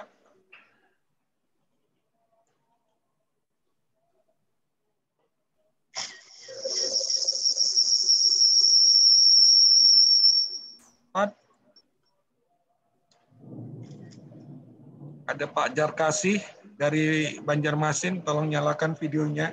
teman saya ini di Rumah Sakit Ulin, Banjarmasin. Kalian silaturahmi. Apa kabar? Mungkin ada yang sudah pernah ketemu kita ya, Pak ya. Ya, Bu Dwi, sudah. Ya, terima kasih. Mudah-mudahan kita segera ada kesempatan bisa bertemu offline ya, Pak. Kopi darat istilahnya. Betul, kalau kopi darat lebih leluasa. Ya, baik.